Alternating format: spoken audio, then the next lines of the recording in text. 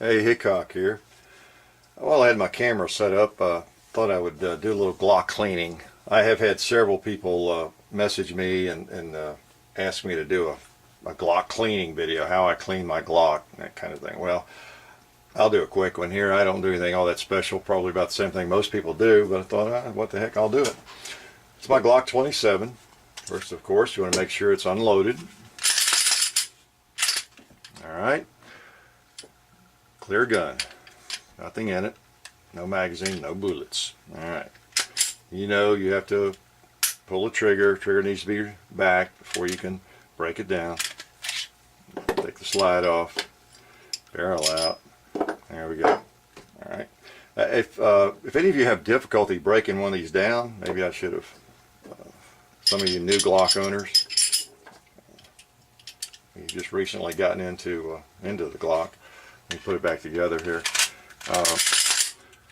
This trigger's got to be pulled, and you want to grasp it right there, and pull back. Use the sight to get it back a little bit. Now I have discovered if I can keep enough of my thumbnail growing out, it helps me a great deal in pulling down the lever to release that. So to me, you struggle with it now, but you don't have to have the slide back very far for it to break loose. Okay. So get the separate parts out. And what I do, first thing I do, again, I'm just going to tell you what I do. Other people may do it totally differently, and some may not like what I do. Sorry about that. I've been doing it for over 20 years. Works just fine.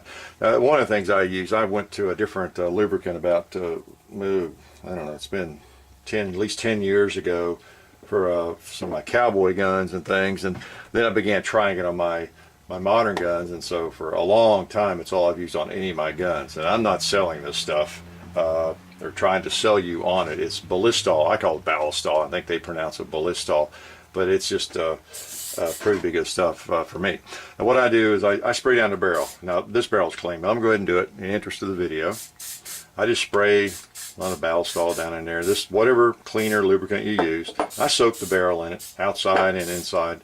This ballistol, one of the qualities of it or characteristics is after you use it a little bit, it's like cleaning. It's like an iron skillet. That's one of the analogies that's used quite often.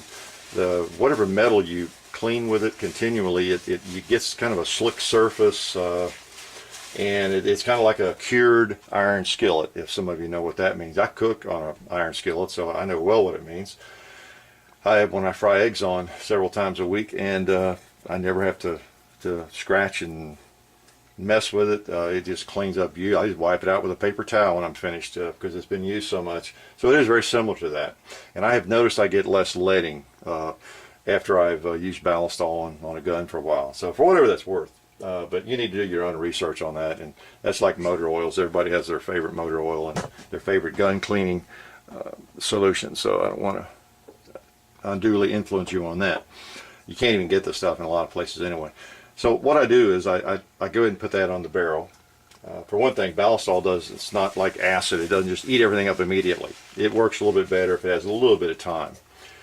So while the barrel is soaking, I grab a toothbrush. I'm always looking for sales on toothbrushes. So if I'm at Walgreens or somewhere and I see they've got a pack of 5 or 6 for a couple of bucks, I'll purchase them. And of course you can use brushes you find at gun shows and everything else too.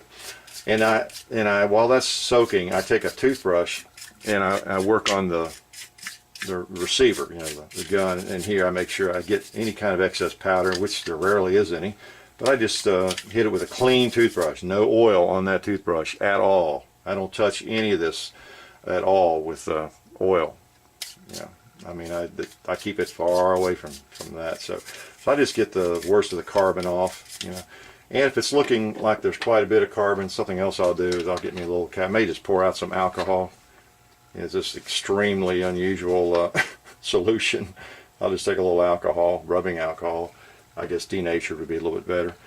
I'll take a Q-tip, and I have some people say you shouldn't use a Q-tip around a gun. You get cotton in there, and I know these horrible things happen.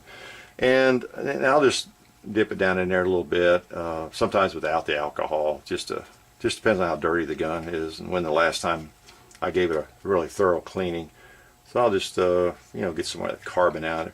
I think you could not clean this at all, you know, this part of the gun, and maybe for 10,000 rounds and it not malfunction, unless you're getting oil in there and you're attracting a lot of dirt and powder residue or something. But I go ahead and do it anyway. I just feel better about it. So I just get a little of that out every time I clean, and then it stays pretty clean. Okay. So I see any grit, special grit anywhere, you know, get it with the Q-tip usually. Okay.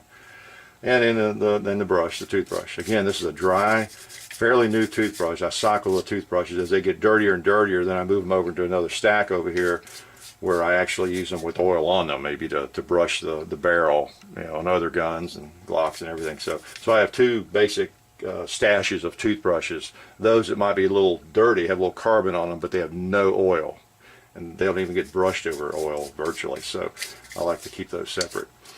And so I'm happy with that, and I don't see I've lost any bristles down in the gun or anything. So and I've never noticed that ever happening. So I don't worry a whole lot about that. It's a Glock after all. Okay, so that part of the gun's ready. Then I do the same thing with the slide.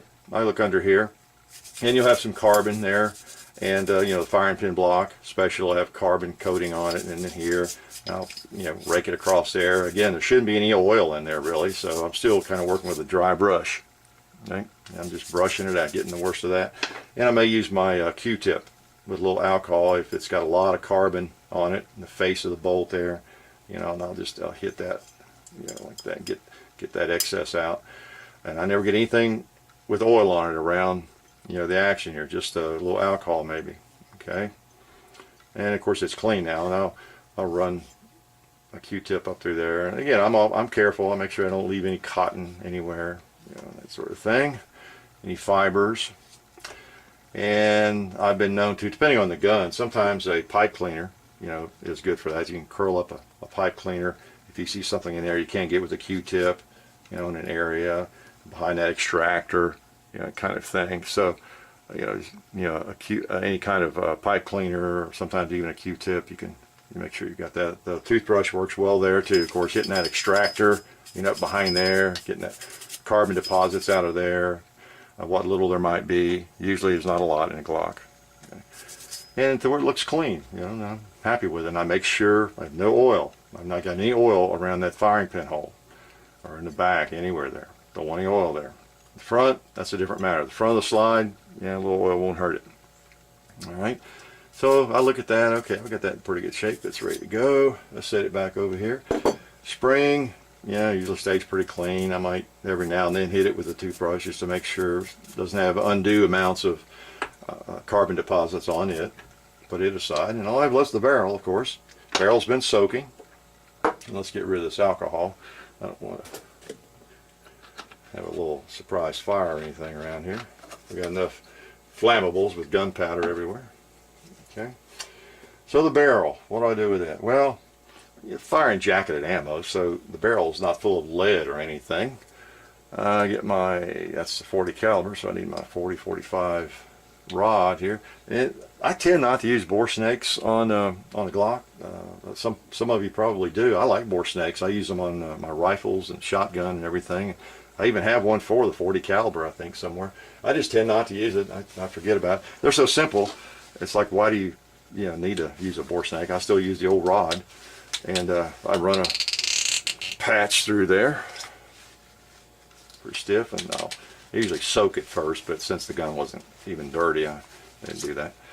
And that one usually comes out, you know, dirty. You see, that's clean. I keep a clean gun. All right, you would have caught me if I hadn't, right? So I run that through 2 or 3 times and work it in and out from the rear, and then get another patch, dry one, and sometimes that's enough. Generally, I'll usually run 2 wet, 2 lubricated patches soaked with Dilystol up through there, and then I'll start the dry ones, and I'll run either 1 or 2 of those through, just to make sure there's no oil, you know, in the barrel. And while I'm doing that, I might take a paper towel and get the oil off the outer part of the barrel for the most part. Okay, now like I said, this Ballistol leaves a kind of a film. It's just different. It interacts with the metal in a way. It's, I don't know, it's more penetrating or something. I don't know. I don't want to sound like an ad for it. But the barrel, if I wiped on that with 16 different dry cloths and got every bit off, you feel my barrel, it's really, really smooth. Really smooth. Again, it's like that iron skillet. And I think I could almost not put any lubricant back on my Glocks for 5 years, as far as actually putting a drop in the places you're supposed to, and it wouldn't matter because it just sort of stays there, that residue. So, not in a liquid form. It's just like a Teflon coating almost, or something. I don't know. All right, so she's dry, and the barrel's in good shape. So you put the barrel back in. I'm ready to go. Well, before I do that, I'll tell you, like I said, I tend not to oil much. I under oil, if anything. Now what I will do often is I will put just a drop up. You see where I'm, yeah, like right there. And that's way too much for me, for my taste. So I'll usually you know, daub that out of there. I don't want that much oil. Another Q-tip here. Daub some of that out. Run some of up along this channel. Okay. Yeah, don't want much oil on my gun at all. Maybe just a tad around there. Okay. But the front part of the gun up here is okay. Not a crime. All right. Then I'll try to get what I do. I'll get a little bit. I'll spray some on the table here. Again, this oil. This is like. It's great. The Ballistol is good for wood and leather and everything. So it's just my wood, my workbench stays treated with the Ballistol. So I'll touch a little bit, you know, right there on the rails, a little bit on that side, a little bit more, tad back here, and then on the other side over there. That's about all I do. You may lube more. You may have read that you're supposed to put lube here and there and all over the place. I don't. Now put him back together, and he's ready to go. Bang. That's basically how I clean my Glocks. Okay, so for whatever that's worth. This one wasn't very dirty, but that's the process I go through. Now there's the brush. Again, I used only in areas where there was no oil, really. So I'm going to leave this brush over here in the dry pile for now. Now, after a couple of 3 cleanings, I'll move him over to the oily brush stack. Okay, and that's kind of the way I cycle my brushes. All right. So, Glock cleaning 101.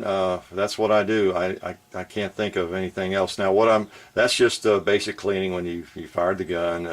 You know, you're keeping pretty good cleaning habits. You know, with the gun.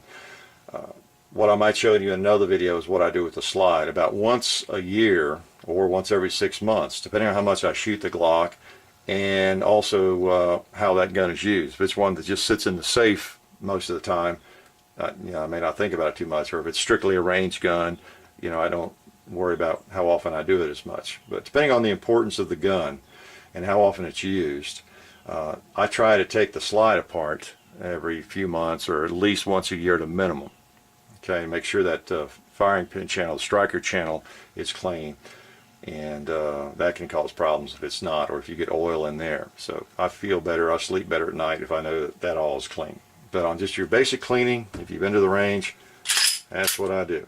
So hopefully that helps. And again, I'm not trying to sell this Ballistol product. That's just what I've used for a good while now. I use it on all my guns, my ARs and revolvers, Glocks, you name it. And there are a lot of good cleaning supplies out there, a lot of good cleaning products. This one I use for cleaning and lubing and for everything. So whatever you use, it is nice to have one type of product that is a lube and a cleaner. That's for certain. So there again, you didn't have to see my ugly face, and hopefully that helps some of you a little bit, particularly if you're just getting into Glocks.